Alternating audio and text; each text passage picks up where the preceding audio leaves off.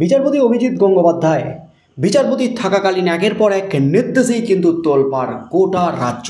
Kolkata high court বিচারপতি অভিজিৎ গঙ্গোপাধ্যায়ের নির্দেশে চাকরি বাতিল হয়েছে 32,000 প্রাথমিক শিক্ষক শিক্ষিকার। এছাড়াও এসএসসি নবম দশম এবং SSC group C group D কর্মচারীদের হাজার হাজার কর্মচারীদের চাকরি বাতিল হয়েছে। আর সেই মামলায় কিন্তু সুপ্রিম কোর্ট থেকে ফিরে এসে বিচারপতি দেবাংশু বসাকের ডিভিশন বেঞ্চে চলছে। সুপ্রিম কোর্ট নির্দেশ দিয়েছে বিচারপতি অভিজিৎ গঙ্গোপাধ্যায়ের চাকরি বাতিলের নির্দেশ বহাল রেখে নির্দেশ দিয়েছে ডিভিশন বেঞ্চকে 6 মাসের মধ্যে এই মামলার ফয়সালা করে দিতে হবে। কলকাতা হাইকোর্টের ডিভিশন বেঞ্চে দেবাংশু বসাকের বেঞ্চে কিন্তু রীতিমতো হুলস্থুল। বিচারপতি অভিজিৎ গঙ্গোপাধ্যায়ের থেকেও আরও ভয়ঙ্কর বিচারপতি দেবাংশু বসাক আজ কিন্তু প্রমাণ করেই ছাড়লেন। 32,000 শিক্ষক শিক্ষিকার চাকরি বাতিলের যে নির্দেশ, তার সাথে সাথে এসএসসি নবম দশম এবং SSC group C group D চাকরি বাতিলের যে নির্দেশ, সেই নির্দেশে কিন্তু একেবারে চরম নির্দেশ বিচারপতি দেবাংশু বসাকের। ভুয়ো শিক্ষক শিক্ষিকাদের হেফাজতে নিয়ে জিজ্ঞাসাবাদ এই মুহূর্তের সবচেয়ে বড় খবর। এমনই কিন্তু নির্দেশের ইঙ্গিতে ঝড় উঠে গেল গোটা রাজ্য রাজনীতিতে। চরম ফ্যাসাদে কিন্তু এবার চাকরি বাতিল হওয়া ভুয়ো শিক্ষক শিক্ষিকা এবং শিক্ষাকর্মীরা। আজ বিচারপতি দেবাংশু বসাক যা নির্দেশ দিলেন তাতেই কিন্তু লোকসভা ভোটের আগে চরম ফ্যাসাদে রাজ্য সরকার। লোকসভা ভোটের আগে কেঁপে উঠল পুরো রাজ্য রাজনীতি। এই মুহূর্তের সবচেয়ে বড় খবর, আপনি হলে কি বিচারপতি অভিজিৎ গঙ্গোপাধ্যায়ের মতো এরকম নির্দেশ দিতেন? ভুয়ো শিক্ষক শিক্ষিকা চাকরি বাতিল হওয়া শিক্ষক শিক্ষিকাদের আইনজীবীর প্রশ্নের উত্তরে কিন্তু চরম নির্দেশ বিচারপতি দেবাংশু বসাকের। যা নির্দেশ দিলেন তাতেই কিন্তু তুমুল শোরগোল পড়ে গেল গোটা রাজ্যে। হেফাজতে নিয়ে জিজ্ঞাসাবাদ করার নির্দেশ ভরা এজলাসে যা বললেন তাতেই কিন্তু শোরগোল। সম্প্রতি বিচারপতি পদে ইস্তফা দিয়ে রাজনীতিতে যোগ দিয়েছেন কলকাতা হাইকোর্টের প্রাক্তন বিচারপতি অভিজিৎ গঙ্গোপাধ্যায়। এজলাসে তার দিন ফুরিয়েছে। তবে এদিন এক মামলায় ফের মামলার শুনানিতে উঠে এলো প্রাক্তন বিচারপতি অভিজিৎ গঙ্গোপাধ্যায়ের প্রসঙ্গ। এদিন বিচারপতি দেবাংশু বসাকের ডিভিশন বেঞ্চ এসএসসি মামলার শুনানি চলছিল। সেখানেই বিতর্কিত চাকরি প্রাপকদের আইনজীবীর মুখে শোনা গেল হাইকোর্টের প্রাক্তন বিচারপতি অভিজিৎ গঙ্গোপাধ্যায়ের ইস্যু। মঙ্গলবার শিক্ষক নিয়োগ মামলায় এবার সিবিআইয়ের রিপোর্টের বিশ্বাসযোগ্যতা নিয়ে প্রশ্ন তুললেন বিতর্কিত চাকরি প্রাপকরা। এসএসসি নিয়োগ দুর্নীতিতে কেন্দ্রীয় তদন্তকারী সংস্থা সিবিআইয়ের গাজিয়াবাদ অভিযান নিয়ে তাদের আইনজীবী অনিন্দ মিত্রের প্রশ্ন, কেন নাইসার দপ্তরে না গিয়ে প্রাক্তন আধিকারিক পঙ্কজ বানশালের বাড়িতে গেল সিবিআই? কোন তথ্যের ভিত্তিতে গাজিয়াবাদে তাদের অভিযান? সেই সময় বিচারপতি বসাকের উদ্দেশ্যে আইনজীবীর প্রশ্ন, আপনি থাকলে বিচারপতি অভিজিৎ গঙ্গোপাধ্যায়ের মতো নির্দেশ কি দিতেন? প্রসঙ্গত ওই সকল চাকরি প্রাপকদের বেতন ফেরানোর নির্দেশ দিয়েছিলেন বিচারপতি অভিজিৎ গঙ্গোপাধ্যায়।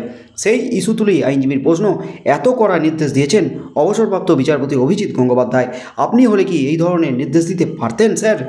এরপরে বিচারপতি বলেন, আমি থাকলে আমরা আরও একটা লাইন যোগ করতে পারতাম, হয়তো তাদের হেফাজতে নিয়ে জিজ্ঞাসাবাদ করার নির্দেশ দিতাম।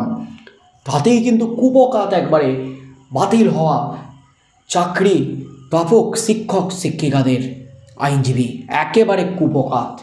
বিচারপতি কিন্তু একেবারে চরম নির্দেশ দিয়ে দিলেন, আমি হলে শুধু চাকরি বাতিল বা বেতন ফেরত নয়, তার সাথে হেফাজতে নিয়ে ওই সমস্ত ভুয়ো শিক্ষক শিক্ষিকাদের জিজ্ঞাসাবাদ করার নির্দেশ দিতাম। পাশাপাশি বিচারপতি বসাক এও বলেন, কেউ অবৈধভাবে চাকরি পেলে কি করা উচিত? আমরা 23 লক্ষ ওএমআর খতিয়ে দেখিনি। আইনজীবীর উদ্দেশ্যে প্রশ্ন বিচারপতির। আইনজীবীর পাল্টা যুক্তি, যদি দেখা যায় কোনো যোগ্য ব্যক্তি নিষ্ঠার সঙ্গে যোগ্যতার সঙ্গে চাকরি করছেন কিন্তু তিনি অবৈধভাবে চাকরি পেয়েছেন, তাহলে কি তাকে বেতন ফেরত দেওয়ার মতো নির্দেশ দেওয়া যায়? এদিন স্কুল সার্ভিস কমিশন আদালতকে জানায়, আদালতের নির্দেশে সিবিআই যে ওএমআর সিটগুলি দিয়েছিল সেগুলি আমরা খতিয়ে দেখেছি।